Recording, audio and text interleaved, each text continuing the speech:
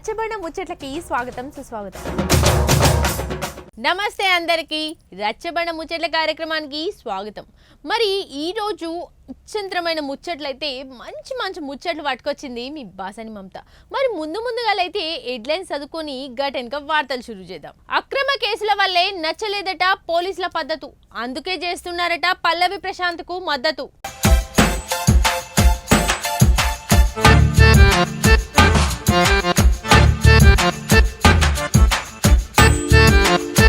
పాత పనుల గురించి కొత్త లొల్లి, అసెంబ్లీ చర్చలు మొదలైనాయి మళ్ళీ.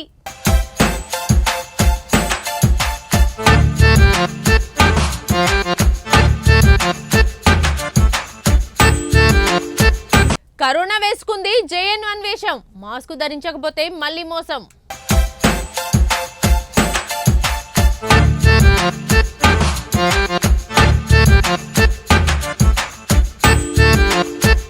ఇన్ని రోజులు బిగ్ బాస్ హౌస్ లా, ఇప్పుడు చెంచల్గూడ జైల్లా.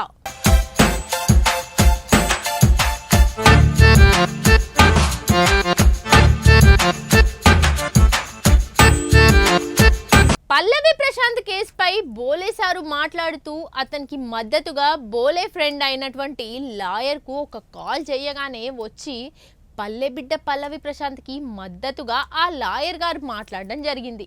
ఎటువంటి ప్రలోభాలకు లొంగకుండా న్యాయం వైపు పల్లవి ప్రశాంత్కి న్యాయం జరిగేలా చట్టానికి లోబడి చట్టం చెప్పిన విధంగా నడుచుకొని ఉంటామని, అలాగే బోలే సారు పల్లవి ప్రశాంత్ గురించి చెప్తూ ఆ తమ్ముడు చేసిన ధైర్యానికి మనందరం మెచ్చుకోవాలి, గర్వపడాలి. తెలంగాణ నుంచి బిగ్ బాస్ టైటిల్ విన్నర్ అవ్వడం మన అందరికీ గర్వకారణం. అసలే రాక తెలంగాణ కుర్రాడికి బిగ్ బాస్ టైటిల్ రావడం చాలా సంతోషంగా ఉంది. కానీ దాన్ని విడిచిపెట్టి ఆ అక్రమ కేసులు పెట్టుడు అనేది చాలా తప్పు అని మద్దతు తెలపడానికి వచ్చిర్రు.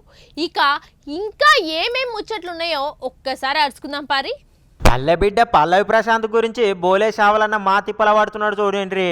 అయితే మీడియా ముంగడికి వచ్చి మాట్లాడుకుంటా ఏమంటుండో ఈయన ఒక పారి.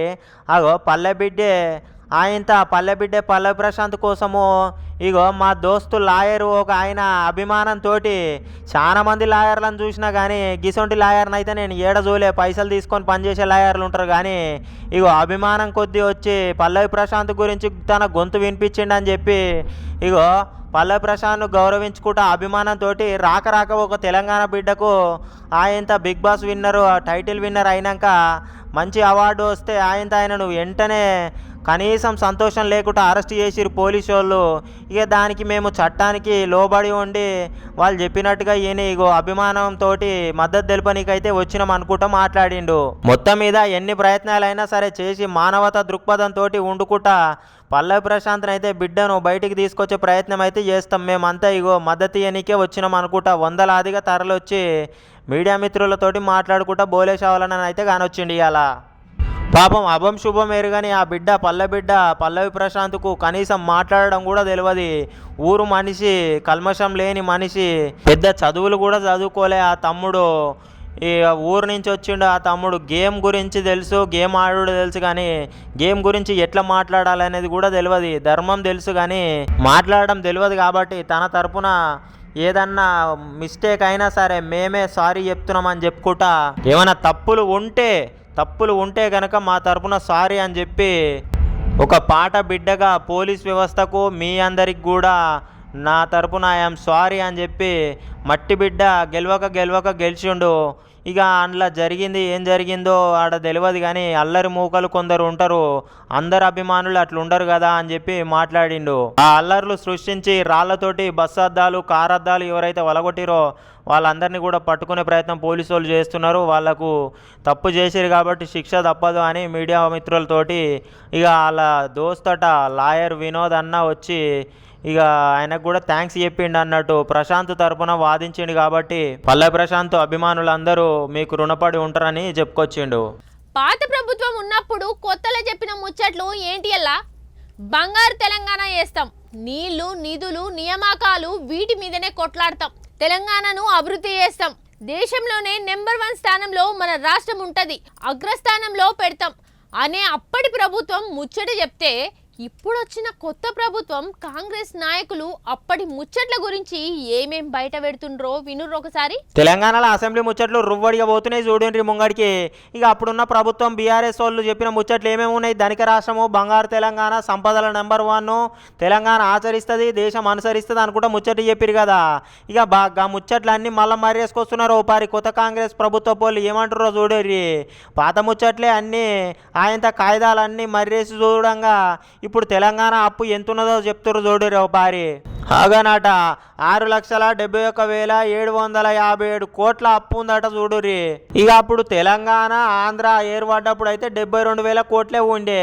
9.5 ఏళ్ళల్లో వీళ్ళ పానల ఇంత ఏంది 6 లక్షల కోట్లు అప్పు తీసుకొచ్చిర్రా అని పక్క పొంటి ఉన్న బీజేపీ వాళ్ళు సుత అవాకై చూస్తున్నారట.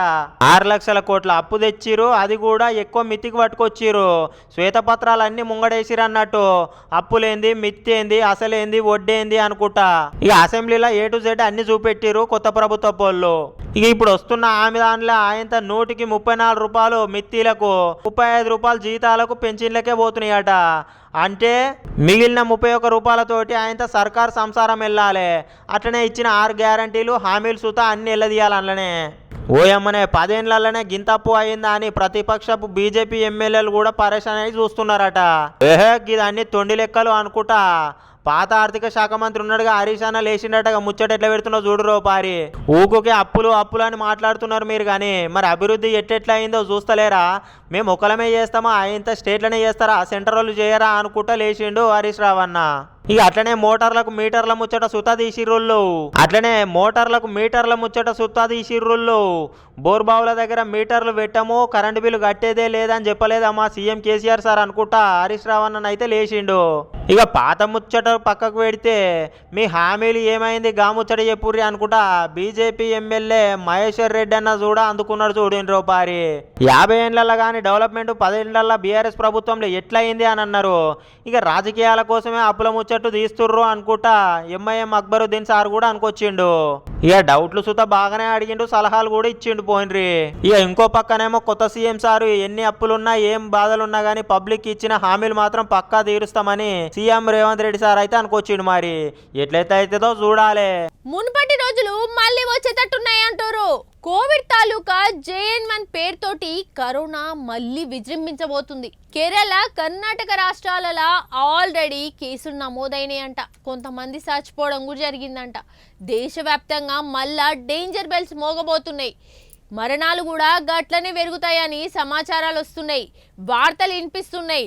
మరి మళ్ళా జనాలు చేయాల్సిన పని ఏంటంటే ముక్కు మూతికి నిండా మాస్క్ పెట్టుకొని సోషల్ డిస్టెన్స్ పాటిస్తూ చేతులకు శానిటైజర్లు రాసుకుంటా శుభ్రంగా ఉండాలి. ఏదైనా తినే ముందు చెయ్యి ఎల్బో వరకు సబ్బు పెట్టి కడుక్కోవడం మళ్ళీ ప్రారంభమైనట్టేనా? ఈ ఒమిక్రాన్ వేరియంట్ ఎంతవరకు జనాలను అంటుకుంటుందనే విషయాలు ఇప్పుడు తెలుసుకుందాం పారి. ఈ కరోనా పాడుగాను కరోనా చేయబట్టికే లక్షల మంది చచ్చిపోయారు. 3 ఏళ్ల కింద 2 ఏళ్ల కిందనైతే ఆ గాముచ్చట మల్లేరుకైతున్న చూడు. కరోనా కొత్త వేరియంట్ JN1 అనే పేరుతోటి కరోనా ముప్పు డేంజర్ బెల్స్ మళ్ళా మోగుతున్నాయట. 3 ఏళ్ల కింది ముచ్చట పీడకాలం మళ్ళా సురువు అయ్యేటట్టే ఉన్నది. అక్కడ కిందికి కేరళలో JN1 పేరుతోటి అయితే ఒమిక్రాన్ సబ్ వేరియంట్ గా ఇక మళ్ళా మారుకుంటూ వచ్చి కొత్తేశం కట్టుకొని కరోనా అయితే వస్తున్నదట. ఎక్కడెక్కడికో వచ్చి మనకు చుట్టుకోనికి వ్యాపిస్తున్నదట. ఇక తొలిసారిగానైతే కేసు కేరళలో వచ్చింది అన్నట్టు సమాచారము. కేంద్ర వైద్య ఆరోగ్య శాఖ ఆదేశాల మేరకైతే అన్ని రాష్ట్రాలలో ప్రభుత్వాలు ఇక నియంత్రణ చర్యలలో ఉన్నాయట. ఏర్పాట్లు అయితే చేస్తున్నారు. కేరళ, కర్ణాటక రాష్ట్రాలు పూర్తిగా అలర్ట్ అయిపోయినాయట చూడండి. అంటే అక్కడ ఎక్కువ ఉన్నట్టుంది. కరోనా బారిన వాడి ఆయన కర్ణాటక రాష్ట్రంలోనైతే నిన్న ఒకరు చచ్చిపోయారట. ఇక బీహార్, ఒరిస్సా రాష్ట్రాలలోనైతే మృతుల సంఖ్య మీద తర్జన భర్జన నడుస్తున్నదట. తెలుగు రాష్ట్రాలలో సుతా వచ్చే అవకాశాలు ఉన్నాయి కాబట్టి ఇక కేంద్రము అలర్ట్ నోటీసులు అయితే జారీ చేసింది అన్నట్టు. తెలంగాణలో అయితే అప్రమత్తం అయిపోయిండ్రు. ఇక ఆసుపత్రులలో సూపరింటెండెంట్లకు ప్రత్యేక ఆదేశాలు అయితే వచ్చినాయి అన్నట్టు. మాస్క్, కరోనా కిట్లు అందుబాటులో పెట్టుకోవాలని సూచించిరట ఇక కేంద్రం వాళ్ళు. హైదరాబాద్ గాంధీ హాస్పిటల్ అయితే 50 పడకలతోటి ప్రత్యేక కరోనా వార్డు అయితే ఏర్పాటు అయ్యిందట. ఇక ఆంధ్రాలో సుత అన్ని ప్రధాన ఆసుపత్రులల్లో ఐసోలేషన్ వార్డులు అయితే సిద్ధం చేస్తున్నారు అన్నట్టు. ఇక అక్కడ అధికారులు ఏమంటున్నారు అయితే కోవిడ్ కేసులు పెరిగితే ఎదుర్కోనికి సిద్ధంగా ఉన్నామంటారు. ఇక అంతటా అట్లనే గుంటూరు ఆసుపత్రిలో సుత 1,04,000 కానొస్తే టెస్టులు చేస్తామనుకొస్తున్నారు అక్కడ అధికారులు. ఇక పబ్లిక్ కూడా జర కొత్త వేరియంట్ ప్రమాదంలోకి వెళ్ళి బయటపడాలంటే దీని విషయంలో జర అప్రమత్తంగా ఉండాలి, మాస్క్ ధరించాలి, సోషల్ డిస్టెన్స్ పాటించాలని చెప్పుకొస్తున్నారు. మరి జర్ర జాగ్రత్తగా ఉండురుళ్ళు. మీ అభిమానం సల్లగుండా అభిమానులు దాల్చుకుంటే ఎంత పెద్ద శిఖరాన్నైనా అధిరోహించే బలాన్ని ఇస్తారు. గట్లనే బిగ్ బాస్ కు పల్లవి ప్రశాంత్ను పంపి టైటిల్ విన్నర్ గా బయటికి వచ్చేటట్టు చేసిండ్రు. అభిమానులు బాగానే ఉన్నారు కానీ సెలబ్రిటీల మీద గెలిచిన అన్న ఆనందం లేకుండా వెంటనే చెంచల్ కూడా జైలుకు పట్టుకుపోయేటట్టు కూడా చేసిండ్రు అభిమానులు. ఎవరు చేయబట్టికి కేసు నమోదయ్యింది అన్ని ముచ్చట్లు అరుచుకుందాం పారి. పాపంగా పిల్లగాడు పల్లవి ప్రశాంత్ 105 రోజులు ఆయనతో బిగ్ బాస్ హౌస్ ఉండి టైటిల్ కొట్టుకొని బయటికి రాగానే గిదేం కథ అయిందో చూడండి పారి. మంచి మంచి సెలబ్రిటీల మీద ఆయనతో గేమ్ ఆడి ఆఖరికైతే టైటిల్ కొట్టిండు, బాగానే ఉన్నది. ఆయనతో అన్నపూర్ణ స్టూడియో గేట్ ముంగడనో లోపలనో కానీ ఇక అమర్దీప్ ఫ్యాన్స్, పల్లవి ప్రశాంత్ ఫ్యాన్స్ ఆయనతో గొడవ పడ్డరో ఏమైందో తెలియదు. ఎట్లెట్లా అయిందో అందులో అల్లరి మూకలు ఎవరెవరు వచ్చిర్రో కానీ ఆయనతో ప్రభుత్వ బస్సు ధ్వంసం చేసిరట, అద్దాలు వలగొట్టిరట. ఇక కోపం ఉన్నోళ్ళ మీద కార్ల మీద కూడా రాళ్ళు ఇసిరేసినట్టు సమాచారం వచ్చింది. ఆయనతో పోలీసు వాళ్ళు ఊకుంటారా మరి? ఎవరి కార్ల మీద పడితే వాళ్ళ కార్ల మీద గవర్నమెంట్ బస్సుల అద్దాల మీద పలగొడితే ఎవరు ఊకుంటారు అని చెప్పి ఆయనతో కేసులు నమోదైనాయి. ఇక పల్లవి ప్రశాంత్ మీదనే కేసు పెట్టిరు చూడండి. ఇక మనోడు అటంక తెల్లారే సిద్దిపేటలో మంచిగా ర్యాలీ పెట్టిండు, ర్యాలీ తీసిండు. ఇంటికి పోగా ఆయన సొంత ఇంటికాన్నే ఇక పల్లవి ప్రశాంత్ను వాళ్ళ తమ్మిని పట్టుకొని పోలీసు వాళ్ళు జడ్జి దగ్గరికి పట్టుకపోగా 14 రోజుల రిమాండ్ అయితే వేసిండట జడ్జు. ఇక అటెంక చెంచల్ కూడా జైలుకి అయితే తరలిచ్చిరు అన్నట్టు.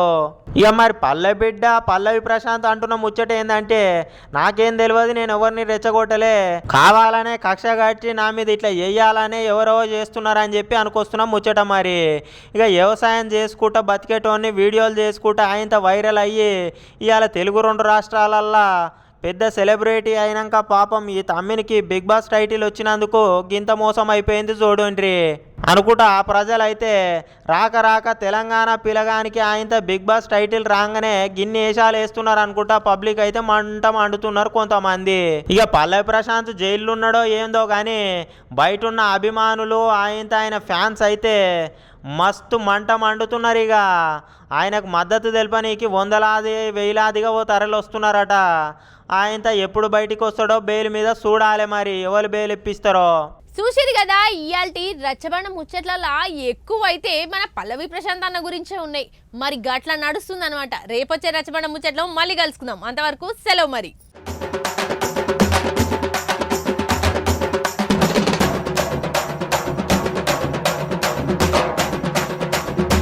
రచ్చబండ ముచ్చట్లకి స్వాగతం సుస్వాగతం.